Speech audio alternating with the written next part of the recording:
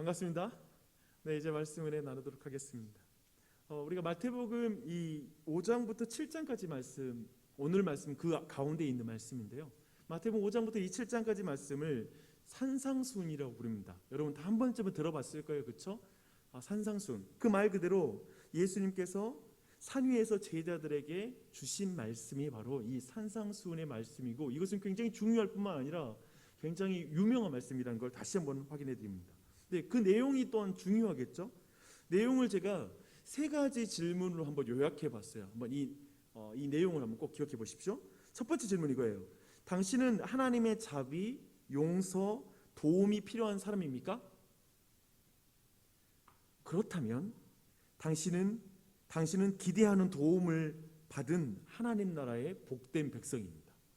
이게 첫 번째 큰 내용입니다. 둘째, 당신이 하나님 나라의 백성이라면 이 땅에서 어떻게 살아야 할까요? 다른 사람에게 자비를 베풀고 용서하고 도움을 줌으로. 네, 죄송합니다. 네네. 할게요. 네, 다시 한번 두 번째 말씀드릴게요. 두 번째, 당신이 하나님 나라의 백성이라면 이 땅에서 어떻게 살아야 할까요? 다른 사람에게 자비를 베풀고 용서하고 도움을 줌으로 하나님께 받은 자비와 용서와 도움을 드러내는 소금과 빛으로 사십시오. 이게 이제 두 번째 큰 내용입니다. 그래서 세상이 당신의 착한 행실을 보고 하나님께 영광을 돌리게 하십시오라고 이렇게 말씀하고 있습니다. 그리고 이제 세 번째 질문입니다. 그런 삶을 살기 위해 꼭 해야 할 것이 있습니까? 있죠. 두 가지를 말할 수 있어요. 첫째, 기도하십시오. 하나님이 도와주십니다. 이 말은 뭐냐면 그런 삶을 당신의 힘으로만은 살 수 없습니다라는 걸 전제하는 것이죠. 주님께 의존해야 됩니다. 또한 두 번째가 있습니다. 속지 마십시오. 순종 없는 모든 종교적 미사여구와 체험과 활동에 속지 마십시오. 당신은 오직 예수님의 말을 듣고 행하는 제자가 되십시오 라는 것입니다. 그래서 어쩌면 기도하고 순종하는 것, 이것을 분명하게 명령하고 있습니다. 산상수훈은 사실 구약의 굉장히 역사적인 장소를 우리가 연상시키는 그런 장면이기도 합니다. 출애굽한 이스라엘 백성이 이제 시내산에서 모세를 통해서 이스라엘 나라의 헌법, 즉 십계명과 율법을 받는 것을 우리는 보게 됩니다. 그것처럼 이제 예수님께서 제자들에게 하나님 나라의 왕이신 예수님으로서 이제 새롭게 시작되는 하나님의 나라, 곧 예수 제자 공동체, 예수 공동체의 율법을 수여하는 게 바로 이 산상수훈의 말씀입니다. 굉장히 중요하죠. 여기서 근데 꼭 짚어둘 게 두 가지가 있어요. 그 두 가지 빨리 짚어보고 이제 오늘 본문으로 들어갈게요. 그 첫 번째는 이것입니다. 산상수훈은 구원의 조건이 아니라는 것입니다. 산상수훈은 이미 제자가 된 자들, 즉 은혜를 받아서 하나님 나라의 백성이 되어 이제 예수님을 따르겠다라고 말하는 자들에게 주어진 말씀이라는 걸 먼저 기억해야 됩니다. 두 번째는 뭐냐면 산상수훈은 미래에 완성될 우리의 모습을 말하는 것이 아닙니다. 오늘 말씀 여러분 이제 전할 거거든요. 이제 이 말씀을 여러분에게 이제 쭉 나눠서 설명하면 10중 8구는 이렇게 말할 것입니다. 아니, 이렇게 악한 세상에서 어떻게 이렇게 말씀에 순종하란 말이죠? 지킬 수 없는 말씀입니다. 나중에 천국에 가면 그때야 행할 수 있는 말씀 아닌가요? 딱 이렇게 말할 것입니다. 맞아요. 오늘 이제 드릴 말씀은 굉장히 어려운 말씀이라는 걸 먼저 여러분께 경고하는 말씀을 드립니다. 하지만 산상수훈은 예수님과 하나님 나라의 가치에 충실하려고 애쓰는 사람에게 적대적인 세상에서, 그러니까 예수님의 제자들에게 적대적인 이 세상에서 예수님을 따르는 사람들의 삶이 어떤 모습이어야 되는지를 말하는 말씀입니다. 이 말씀은 지금 현재 우리에게 주어진 말씀이라는 걸 놓치지 마십시오. 이제 이렇게 산상수훈의 이 전체 메시지 내용과 그리고 역사적인 위치, 그리고 어쩌면 신학적인 위치에 대해서 제가 지금 방금 간략하게 요약해 드렸습니다. 무슨 말인지 잘 이해 못했더라도 우선 이렇게 듣고 나면 또 이해하는 데 도움이 됩니다. 이제 그것을 가지고 우리 생각 주머니에 이 내용을 좀 집어넣고 이제 오늘 말씀으로 한번 들어가 보도록 하겠습니다. 43절로 44절 말씀을 함께 읽도록 하겠습니다. 시작. 또 내 이웃을 사랑하고 내 원수를 미워하라 하였다는 것을 너희가 들었으나 나는 너희에게 이르노니 너희 원수를 사랑하며 너희를 박해하는 자를 위하여 기도하라. 예수님은 먼저 43절에서 유대인들의 굉장히 익숙한 말씀을 먼저 언급하세요. 당대 유대인 교사들도 사랑할 것을 가르쳤습니다. 여러분, 사랑이라는 것은 기독교의 전유물이 아닙니다. 심지어 사실 사랑하라는 가르침은 다른 종교에도 있고요, 철학가들도 그런 말을 합니다. 공식적으로, 그러나 이 당시에 가르쳤던 그 가르침이 이런 거죠. 공간적으로 가까운 이웃을 사랑하라고 말합니다. 하지만 당신에게 적대적인 사람, 당신에게 피해를 끼치고 당신을 고통스럽게 하는 사람, 친해지기 힘든 사람, 가까이 하기 싫은 사람, 마음의 거리가 너무나 먼 사람까지 사랑하려고 애쓸 필요는 없다라고 가르칩니다. 관심을 가질 필요가 없다고 가르쳤습니다. 예를 들어 사마리아 사람들이 있잖아요. 그 사람들은 갈릴리와 유대 사이에, 즉 유대인들 가운데 알박기처럼 그 가운데에 유대인들의 이웃입니다. 거리적으로는 굉장히 가까이 있는 사람들입니다. 하지만 유대인들은 그들을 이웃이라고 생각하지 않습니다. 마치 일본과 한국 사이에 어떤 아픈 어떤 역사적 기억이 그걸 막는 것처럼 지금 사마리아와 얽힌 불행한 역사들이 있습니다. 그래서 그들을 너무나 싫어하는 것이죠. 이웃으로 여기지 않는 것입니다. 사랑의 대상으로, 이웃의 대상으로 생각하지 않았습니다. 그래서 내 이웃을 사랑하고 내 원수를 미워하라. 이것은 지금 우리에게도 부담이 없는 가르침입니다. 이것을 오늘 보면 조금 앞에 가면 38절이 있는데요, 그 38절과 함께 연결해서 이 말씀을 읽으면 굉장히 사이다 같은 말씀이 됩니다. 이렇습니다. 원수에게 눈은 눈으로 이는 이로 갚으라. 내가 받은 대로 똑같이 갚아주어라.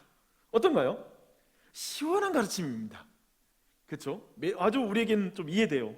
이것은 함무라비 법전이 만들어진 기원전 1800년경에 살았던 바빌로니아인들에게도 매우 공정한 사회 정의였고요, 그리고 지금도 이 사회 정의, 이 가르침은 지금도 여전히 모든 사람에게 설득력 있는 가르침입니다. 우크라이나와 러시아의 전쟁에도 적용이 되고 있습니다. 받은 대로 갚아준다 라는 것이죠. 지금 이스라엘과 팔레스틴 사이에 적용되는 법이죠. 너희들이 미사일 한 방 쐈어? 이스라엘은 이 대로 받으면 말로 갚아주죠. 그냥 이해는 이 수준이 아니에요.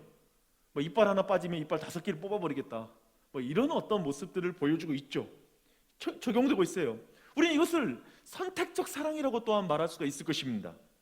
상대가 또한 나에게 대우한 만큼 대우한다는 것은 매우 합리적으로 보입니다. 그렇지 않습니까?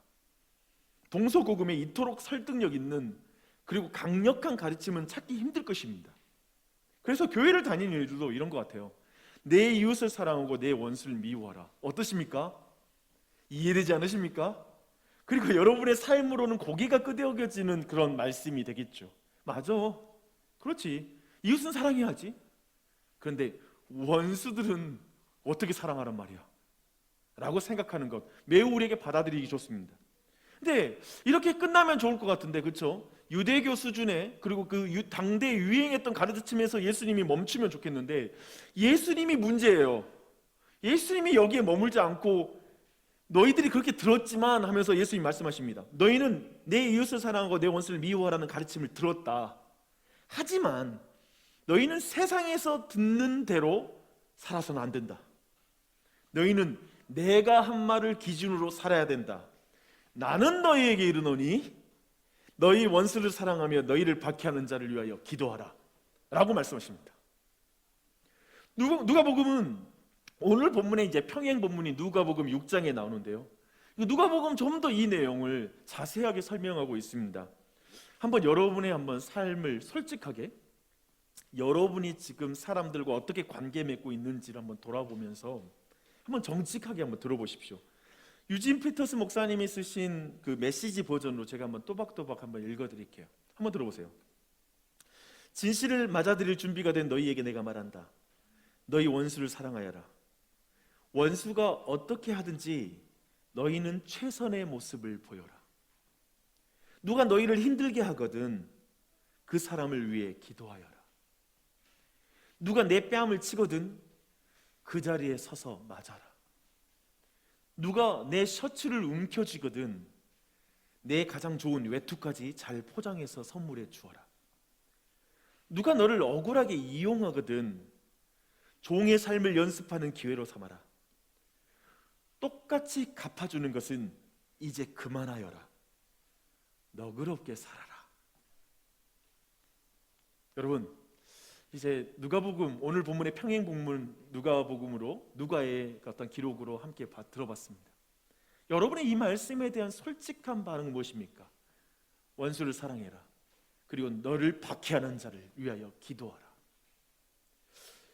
예수님의 좋은 말씀이죠. 참 좋은 말씀이세요, 그렇죠? 근데 나와 정말 상관없는 말씀이구나라는 생각하는 분 계십니까? 정말 내가 사람들과 지금 관계 맺는 패턴, 내가 사람들을 어떻게 대하는지에 대한 태도를 돌아볼 때 참 이 말씀이 어렵게 다가오는 분 계십니까? 사실 우리는 가깝다라고 생각하는 사람에게 수치스러운 말을 들으면 밤새 뒤척였던 경험들을 가지고 있을 것입니다. 말 한마디가 그렇게 기억이 나요. 우린 한 단어만 내 마음에 수치를 줘도 창피함을 느끼게 만들면 밤새 잠을 못 자죠. 그리고 귀엽고 말로 받아서 되로 갚아주는, 되로 받아서 말로 갚아주는 그런 말들을 쏟아낼 때가 있습니다. 누군가에게 호구로 비치는 게 너무 싫어요. 그래서 지나치게 무례한 손님이 될 때가 있지 않습니까? 내 자신이. 그러니까 뭔가 손해 안 보고 호구되지 않기 위해 정말 그 사람에게 무례해지는 거죠. 조금이라도 손해 보는 게 싫습니다. 똑같이 갚아줘야 하기에 누군가에게 뭐 받는 게 굉장히 부담스러운 사람도 있습니다. 그리고 또한 그 사람은 누군가에게 주는 것도 부담스러워요. 왜냐하면 그 사람이 또 그것 때문에 나한테 갚으려고 생각하는 거, 또 그런 걸 생각하는 것도 귀찮아요. 그래서 오늘날에 어쩌면 가장 인기 있는 건 어쩌면 안 주고 안 받는 것 같아요.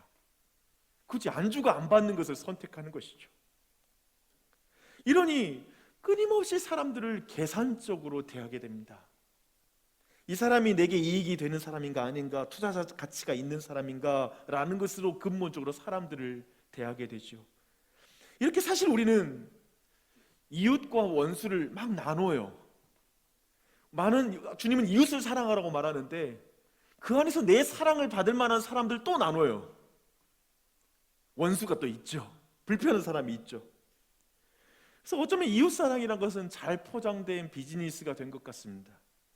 그런 패턴의 대인관계에 익숙해진 사람에게 오늘 예수님의 이 가르침은 굉장히 어려운 말씀이죠. 이 말씀은 너무나 받아들이기 힘든 말씀이죠. 원수를 사랑하라고요? 원수를 위해 기도하라고요? 도대체 왜 내가 그렇게 살아야 됩니까? 아무리 예수님이라도 그렇게 요구하시는 건 너무나 무리한 요구인 것 같습니다. 오늘날 우리의 현실을 너무 모르고 하시는 말씀입니다. 내가 혼자 그렇게 산다고 해서 사람들이 또 나에게 선하게 대한다는 보장이 있습니까? 어쩌면 이런 마음이 막 마음에서 솟구쳐 올라오는 것이죠. 이 대목입니다. 오늘 정말 이 대목을 보고 싶은 거예요. 이 세상에서 원수 같은 관계에서 고통받는 이들이 오늘 예수님의 말씀을 들으면 폭력처럼 느껴지는 사람이 있을 거예요. 명절이 됐는데 여러분 그런 것 어떠세요? 명절이 됐는데 만나고 싶지 않은 가족을 둔 사람들이 얼마나 또 있을까요? 많이 있겠죠. 명절이 좀 싫은. 그리고 그것 때문에 어쩌면 이번 명절 가족들이 가는 걸 포기한 사람도 있을 수 있습니다. 가장 가까이에 원수가 있어요. 이웃 안에 원수가 있는 거예요. 가까이 하기엔 먼 당신이라는 표현이 있잖아요. 가까이는 있다는 거예요. 근데 마음의 거리가 멀어요. 부부 사이가 원수가 되기도 해요. 그런 사람들에게 오늘 말씀이 얼마나 어렵겠어요. 부모님과 자녀 사이에 원수가 있고요. 그리고 형제들 사이가 원수로 변해버린 경우도 심심찮게 보게 되는 것 같습니다. 특별히 막 유산 가지고 계산하면 다투잖아요. 원수가 되잖아요. 그렇죠? 그렇게 원수가 되면 그토록 가까운 사이에도 손해보는 게 그렇게 싫어요. 그렇게 가까운데 혈육인데도 손해보는 게 싫어요. 조금도 지기 싫어요. 조금도 이용당하는 게 너무 싫어요. 이용당한다는 느낌만 받으면 당장에 그냥 끊고 그냥 뛰쳐나가고 싶어요. 조금도 나눠주고 싶지 않습니다. 모든 것이 거래관계가 되죠. 그렇게 되면은, 그렇게 자기 확증 편향이 진행되면 예수님의 오늘 말씀, 성경의 말씀이 그렇게 와닿지가 않아요. 따르고 싶지 않은 말씀이 돼요. 도리어 세상이 말하는 말을 따라가고 싶습니다. 내 이웃을 사랑하고 내 원수를 미워하라. 받은 대로 줘라. 그것도 안 하는 사람이 많으니 받은 대로 안 주고 받은 것보다 더 줘버리는 경우가 있으니까 받은 대로만 주는 삶을 선택하자. 그 정도만 해도 충분하다. 됐어. 어쩌면 이런 말이 되게 와닿죠. 현실적이죠. 우리는 세상에 들은 대로 행하지 예수님이 하신 말씀대로 행하는 게 쉽지가 않습니다. 너희는 세상에서 이렇게 들었지만 나는 너희에게 이르노니 너희는 이렇게 행하라 라는 이 말씀에 뭔가 뒤틀림이 벌어지게 되는 것입니다. 예수님의 말씀을 축소합니다. 왜 예수님의 말씀을 축소할까요? 죄책감을 느끼고 싶지 않으니까, 실패감을 맛보고 싶지 않으니까, 너무 어려우니까 이런 말들을 말할 수 있을 것입니다. 근데 죄책감을 줄이기 위해서 예수님의 말씀을 축소시키는 것은 사실 우리에게 손해입니다. 우리는 그렇잖아요. 대가 지불을 줄이는 방식으로 성경도 보고 싶잖아요. 그렇게 그냥 신앙생활을 하고 싶잖아요. 예수님 따르는 것에 자기 십자가를 지라고 하는데 그냥 십자가 없애고 예수님 따를 수 있다면 그게 더 좋잖아요. 편하고 좋으니까. 근데 그렇게 되면 무슨 문제가 생기냐면 내가 받는 복음을 축소시킵니다. 무슨 말인지 한번 설명드릴게요. 선한 사마리아인의 비유를 다시 한번 생각해 보면서 이 의미를 한번 생각해 보겠습니다. 우리가 아는 것처럼 율법을 잘 지키고 있다고 생각하는 한 사람이 예수님께 질문합니다. 내가 사랑해야 할 이웃이 누구입니까? 예수님은 한 이야기를 들려주죠. 한 사람이 강도를 만났습니다. 모든 걸 강탈당했을 뿐만 아니라 맞아서 거반 죽게 되었습니다. 이제 죽어가는 것이죠. 근데 그가 쓰러져 있는 그 길을 유대인 중에 유대인인 제사장과 레위인이 지나갑니다. 순차적으로. 근데 그들이 그를 보고도 그냥 지나칩니다. 하지만 유대인들의 이웃이지만 원수였던 한 사마리아인이 이 강도 만난 사람을 도와줍니다. 그는 먼저 자신이 타고 있던 나귀 위에서 자신이 내려와서 자신의 자리에 강도 만난 사람을 올려놓습니다. 자신이 불편해지고 상대를 살리고자 하는 마음이었죠. 또한 당시에 간단한 의료적인 처방을 할 수 있었던, 처치를 할 수 있었던 여관으로 데려가서 그의 몸을 치료하기 시작합니다. 강도에게 모든 것을 털린 그 병자를 위해서 자발적으로 자기 주머니를 털어버립니다. 그렇게 돕죠. 그리고 이 이야기를 들려주고 나서 말미에 예수님께서 이제 자신에게 질문했던 유대인에게 묻습니다. 강도 만난 자에게 이웃이 누구이냐? 완전히 질문을 뒤집어 버린 것이죠. 당연히 받은 대로 되갚아주지 않은 사마리아인입니다. 원수까지 사랑하는 사마리아인입니다. 이웃을 선택하지 않은 사마리아인이 강도 만난 자의 이웃입니다. 이렇게 그 유대인은 대답할 수밖에 없죠. 그런데 이제 이 이야기가 여기에서 끝나는 게 아니라 사실 이 이야기 깊은 곳에 이 이야기가 가리키는 참된 이웃이 있어요. 그 참된 이웃은 예수 그리스도입니다.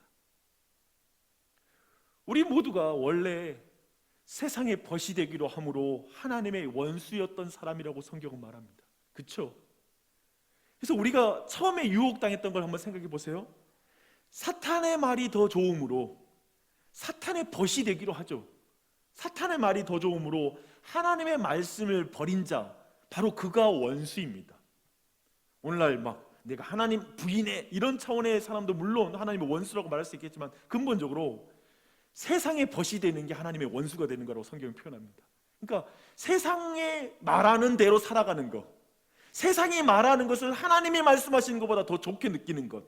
그래서 그 두 가지를 고민하다가 그냥 세상이 말하는 대로 내 삶과 내 모든 삶의 방향을 결정하는 것, 이게 바로 하나님의 원수된 자라고 성경은 말하고 있어요.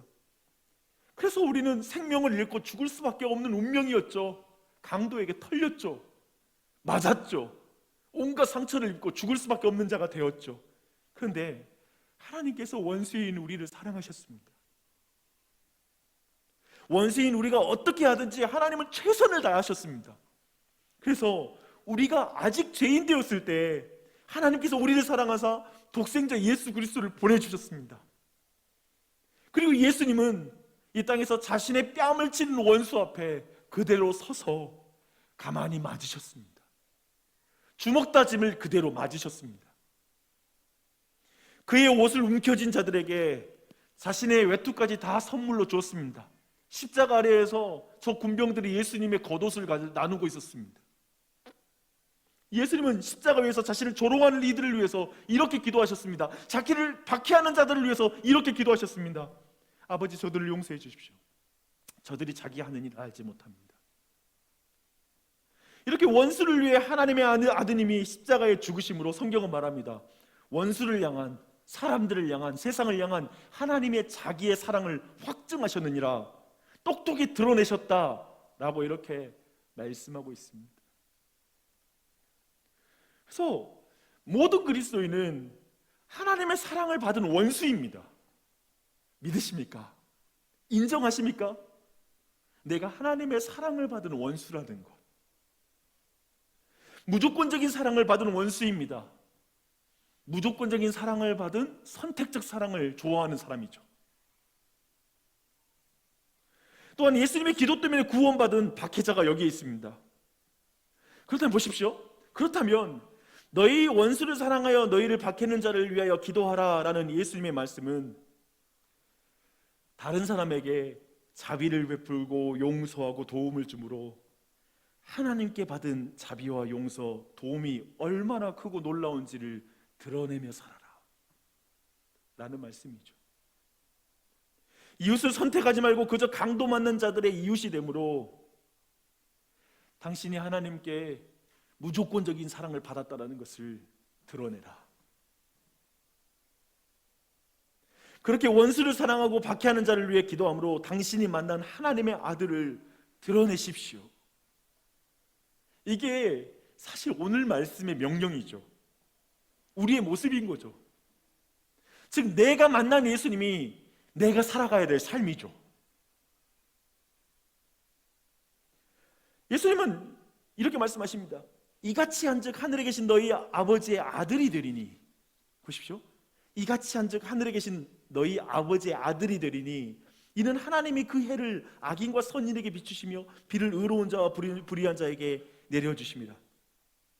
그래서 우리에게 너무나 어려운 원수 사랑이라는 이 말씀, 이 명령은 결국 나를 예수님을 닮은 아들로 삼으신 그 하나님의 목적과 관련이 있습니다. 그러니까 나를 그냥 구원한 게 아니라 그냥 천국 들어가는 티켓 주는 정도가 아니라 내가 예수 닮는 자가 되게 하는 거, 예수님을 닮아가는 거, 그게 목적인 거예요.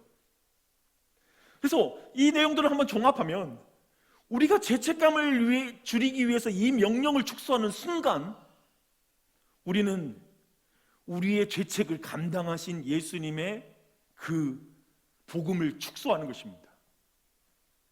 내가 예수님을 안 닮아가면 예수님이 나를 위해 죽으신 것을 그만큼 부정하는 것입니다. 내가 용서하지 않는 순간 내가 받은 용서를 부정하는 것입니다. 내가 베풀지 않는 순간 예수님이 나에게 베푸는 것을 내가 거절하는 것입니다. 인정하지 않는 것입니다. 또한 독생자를 통해 원수인 우리를 자녀로 부르시는 하나님의 목적도 축소하는 것입니다. 신앙이 방향이 없는 것입니다. 그리스도 안에서 장성한 분량까지 자라가는 목적이 사라지는 거예요. 그냥 신앙생활이 이 땅에서 내가 어떻게 그냥 행복하게 사는데 좀 약간 부족한 게 있는데 우리 가정 잠깐 마음의 평안을 줄 수 있는 정도의 내용으로 전락하게 될 것입니다. 예수님은 제자들과 우리를 깨닫게 하기 위해서 이어서 말씀을 하시거든요. 근데 이번에 이어서 말하는 게 약간 정말 좀 재밌는 표현이에요. 한번 들어보세요. 모든 사람이 사랑을 말한다. 하지만 너희를 사랑하는 사람을 사랑하면 무슨 칭찬을 바랄 수 있겠느냐. 그것은 너희가 늘상 비난하는 죄인들도 하는 일이다. 너희가 너희를 돕는 사람만 돕는다면 상급을 받을 수 있겠느냐? 그것도 죄인들이 늘상 하는 일이다. 너희가 받는 것을 바라고 베푼다면 그것을 베품이라고 할 수 있겠느냐? 아주 인색한 전당포 주인도 그 정도는 한다. 너희가 서로 통하는 사람과만 무난하면 무신론자나 타종교인과 인보다 더하는 것이 뭐냐? 굉장히 심각한 질문이에요.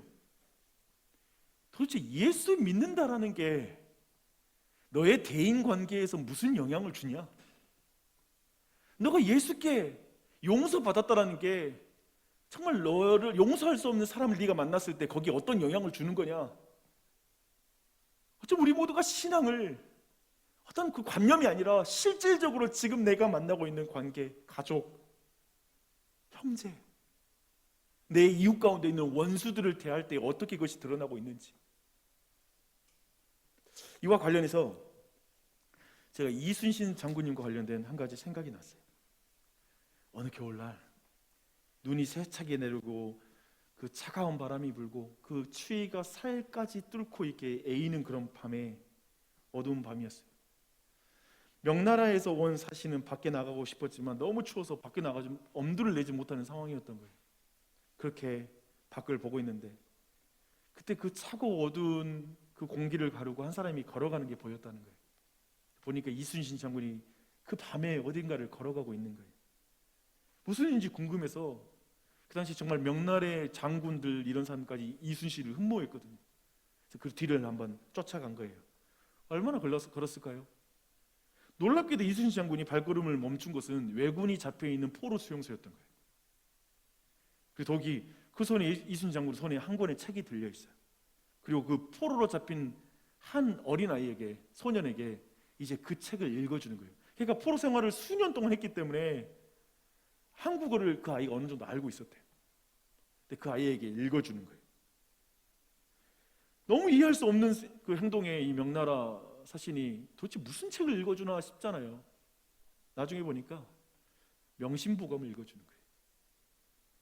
이순신 장군은 어린 왜군에게 부모에게 보답하는 길에 대한 내용이 담긴 효행편을 읽어주고 있었다고 합니다. 보십시오. 전쟁 중이라 소년에게 다른 것은 줄 것이 없는 거예요. 그 나이에 필요한 부모를 향한 효를 전하기 위해서 이순신 장군은 그 춥고 어두운 밤에 거기까지 찾아가는 거예요. 뭐 바빴겠죠. 제 개인적으로 난중일기도 써야 되는데 일기 쓰는 게 쉽지 않아요. 그 시간에 그걸 읽어주는 거예요. 근데 생각해보면 저 왜군은 원수가 아니겠습니까?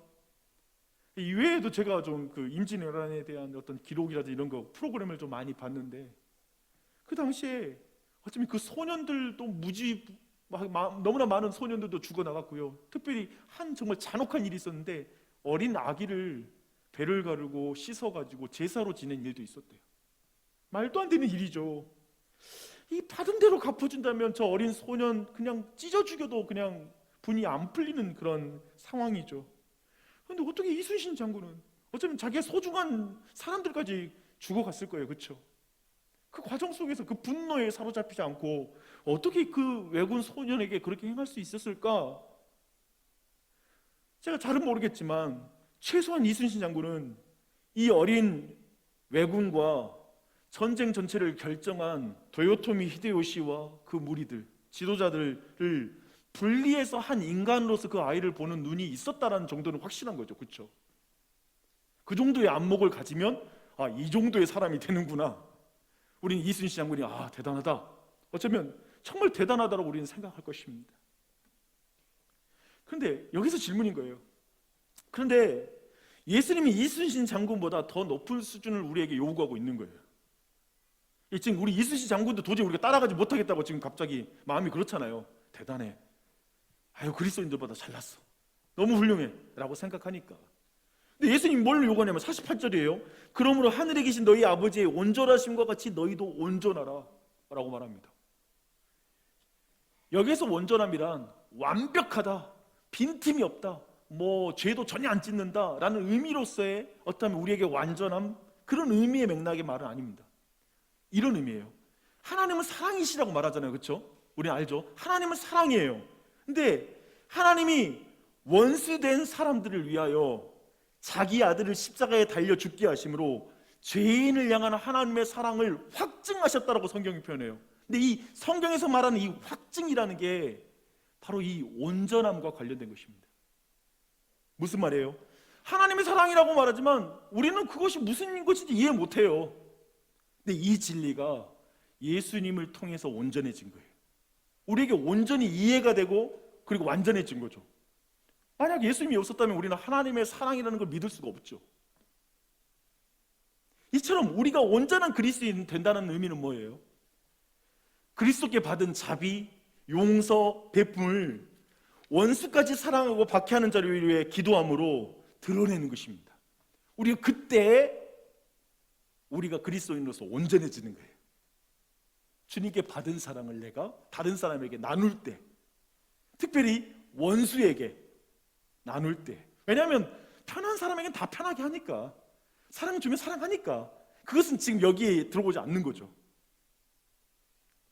사도 요한은 이렇게 말합니다.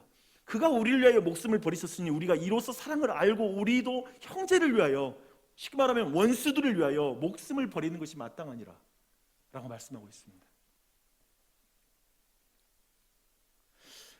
여러분 오늘 말씀 들었는데요, 이제 정리할게요. 여러분 어떤가요? 저는 목사는 교회에서 맨날 사랑하자 사랑하자라는 말씀을 되게 많이 전하는 목사의 자리잖아요. 우리 서로 사랑합시다, 사랑합시다. 근데 약간 저도 이 말에 좀 질리는 것 같아요. 죄송해요.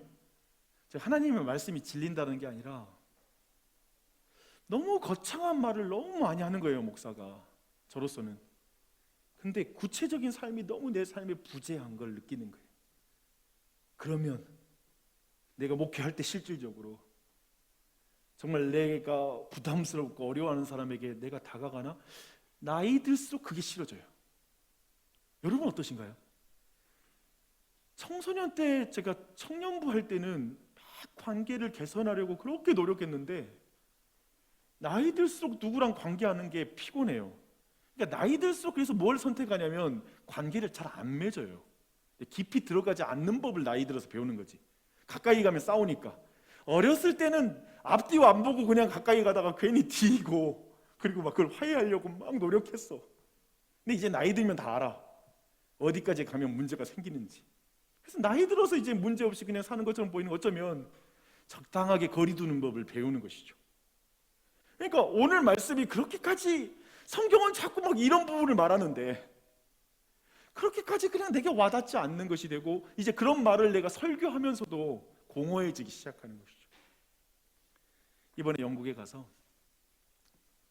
우리 대동강에서 우리 한국 교회사를 보면 대동강에서 성경을 던지고 순교를 당했다고 말하는 토마스 선교사가 있습니다.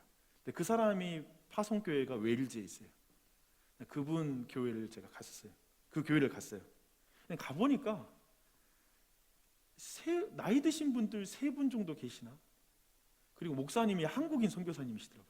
그러니까 영국에는 목사님들이 없어가지고 이제 작은 교회에 가서 설교할 사람이 없는 거예요. 영국 교회 상황이 그렇더라고요. 그러니까 교회 안에 다른 교회도 가도 젊은이들이 다 사라진 거예요. 거의 없어. 그냥 나이 드신 노인들만 교회에 남아있는 걸 봤습니다. 근데 굉장히 궁금했어요. 왜냐하면 영국 상황이 거의 세속화가 한국에서 벌어지는 거 이미 앞서 있기 때문에 저는 이제 목사로서 이제 한국 교회, 우리 교회도 어쩌면 당할 미래의 모습이라는 생각을 해봤어요. 그러면서 그 이유가 뭘까라는 걸 계속 생각해봤죠. 근데 내게 정말 와닿았던 말 중에 하나가 뭐였냐면 결국 세속 사회가 갈수록 확실한 건 뭐냐면 실체가 있는 신앙, 그 진정한 어떤 종교 생활이 아니라 진짜 하나님을 믿기 때문에 그것을 살아내는 것만이 진정한 교회가 살아남는 방법이라는 거예요. 근데 영국 교회가 어떠냐면 쉽게 말하면 오늘 본문과 같은 말씀 사랑하라 라고 말하지만 교회 안에 말만 요란하지 실체가 없는 교회가 돼버린 거예요. 그러니까 말은 그리스도인이야, 말은 잘해, 말은 좋은 말들 말해, 하지만 끼리끼리도 극복을 못해. 그래서 파당을 찍고 교회 안에 가면 싸우고 난리가 아니야. 그냥 자기 주장만 강하고 그냥 끼리끼리 모여가지고 더 이상 그걸 넘어서서 서로가 관계를 다가가는 사람도 안 보이고, 교회 가보니까 세상하고 똑같구나, 그냥 실체가 없는 거죠. 근데 앞에 설교는 좋고 그리고 말하는 거 너무 잘하는 거죠. 제가 감각하기에도, 제가 볼 때도 여러분도 거기에 많이 질려있고 그런 신앙이 되는 게 엄청 두려운 그런 시대를 우리는 살아가고 있습니다. 그렇지 않습니까? 솔직히 그런 교회가 있나요? 저는 그런 실제를 본 적이 없는데요 라고 말할 수 있습니다. 모순이 가득하고 실체가 없는 공허한 구호에 질려가기 시작하는 거죠. 제가 개척 8년 차 됐잖아요. 이제 제가 보니까 이제부터 우리 교회는 질리기 시작하는 교회가 될 것 같아요. 더 약간 아유 우리 교회 별거 없고, 제가 느껴요. 제가 목사로서도 먼저 느껴요. 뭔가 이상한 거예요. 질리는 거예요. 그러면서 이런 의식을 제가 갖고 있잖아요. 그렇죠? 우리도 그런 의식을 갖고 있으면서도 실질적으로 사랑을 행하지도 못해요. 그래서 한국교회 비판해요. 한국교회 파당 지면 안 돼요. 아 정말 교회가 왜 그래? 뭐 지가 그러면 파당 안 지어? 지가 그러면 끼리끼리를 극복하고 대단하게 지금 넘어가고 있어요. 이것도 안 되는 거예요. 쉽게 말하면. 그러니까 제 말은 제가 그렇게 비판 의식 가지면서 내 자신도 안 되는 거 뭐 질린다고요. 그래서 이순신이 더 대단해 보이지 않으세요? 차라리 이순신, 그러니까 이순신 이연이 되고 싶지 않으세요? 이순신을 따르는 사람. 아니 이순신도 못 따라가겠어 솔직히 말하면. 근데 나에게 크리스천이 되라고? 그리스도를 따르라고? 세상에서 너희들이 듣는 말대로 살아도 대단한 것 같은데, 이순신 말대로 살아도 대단한데 나에게 그리스도, 너희는 내가 이르노니 라고 하는 예수님의 말씀을 내가 따를 수 있다고? 너무 어렵게만 보입니다.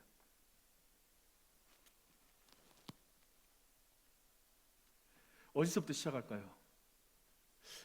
명절 됐는데 이번에 저희 아버님하고 어머님도 크게 다투셔가지고 이번 명절 분위기가 말이 아닙니다. 어머님 따로 여행 혼자 떠나셨어요. 조카들하고. 아버님만 집에 계시고.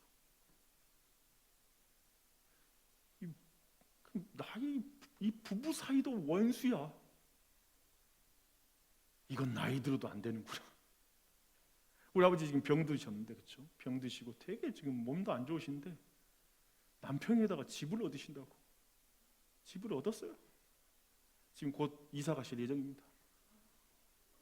왜 그래? 왜 그래? 거기서 나는 그리스도인으로서 나는 어떻게 해?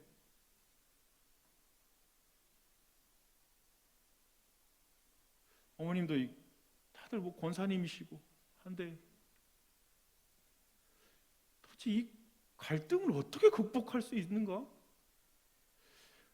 도대체 신앙은 뭘까?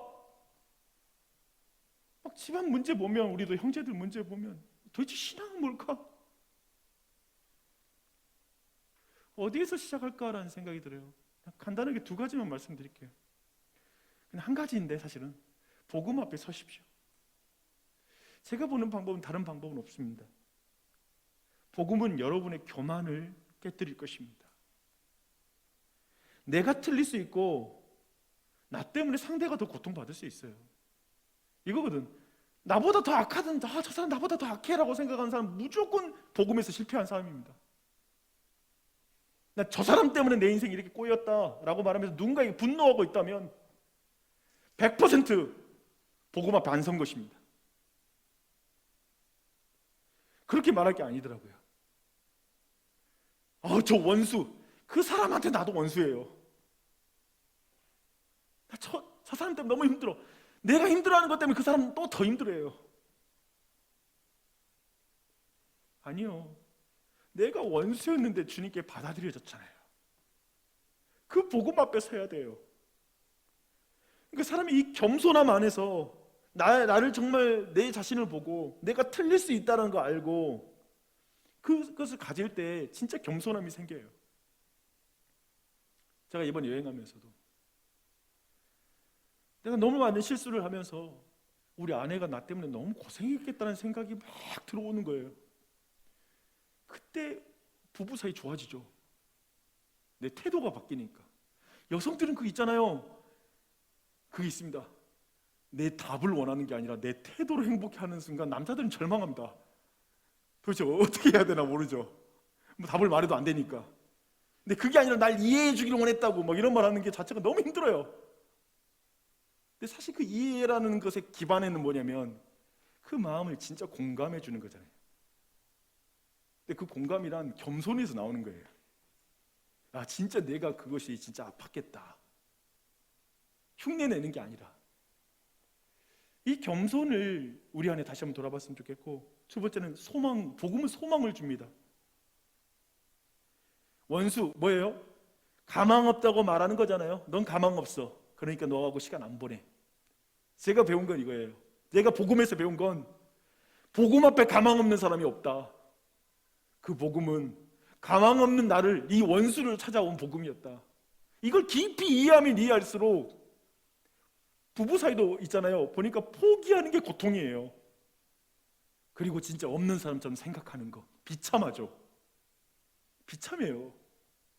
그러니까 내 마음에 많은 그리스도인들이 그래요. 본인은 예수님 잘 믿는다고 생각해요. 근데 내 배우자가 예수님 안 믿어가지고 집안이 엉망이고 막 짜증이 나거든.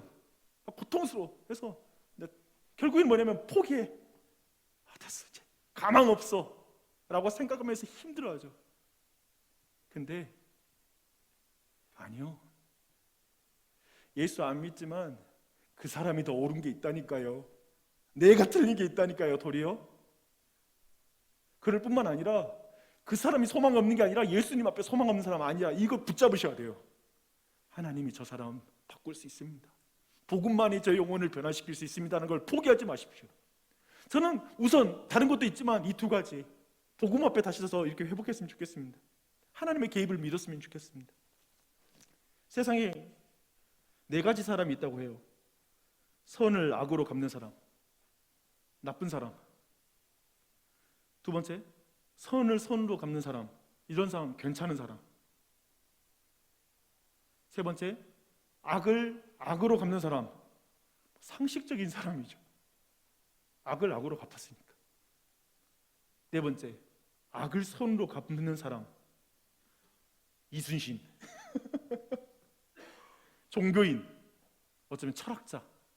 여기까지 끼워주고 싶어요. 근데 저는 그리스도인은 다섯 번째라고 생각해요.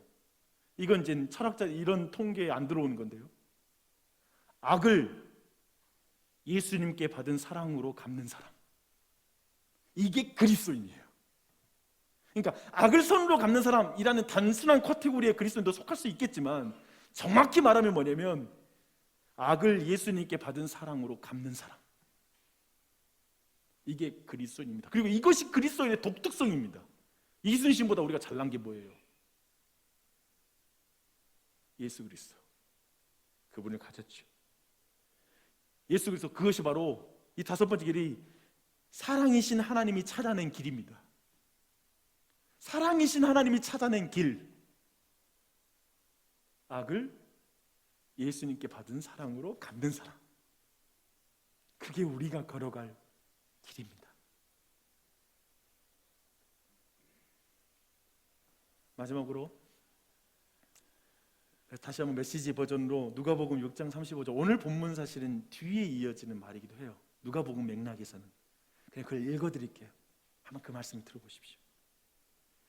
내가 너희에게 말한다. 너희 원수를 사랑하여라. 보상을 바라지 말고 돕고 베풀어라. 내가 장담한다. 절대로 후회하는 일은 없을 것이다.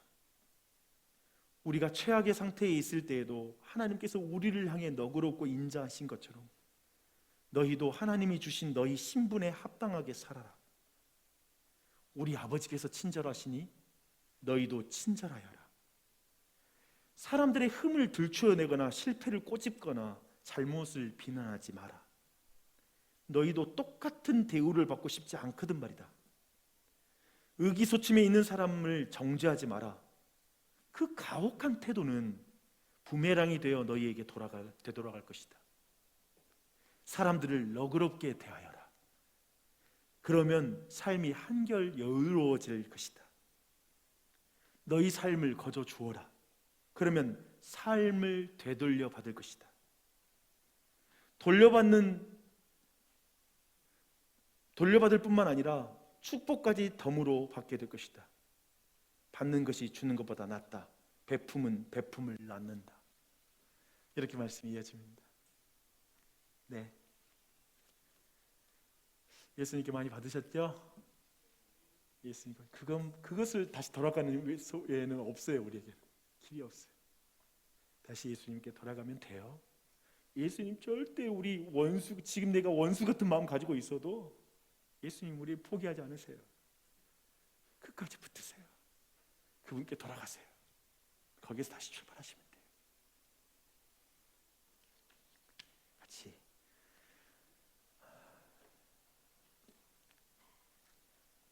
찬양 같이 한번 드릴까요? 우리 헌상의 찬양 같이 고백하고 우리 잠깐 기도하는 시간 가질게요.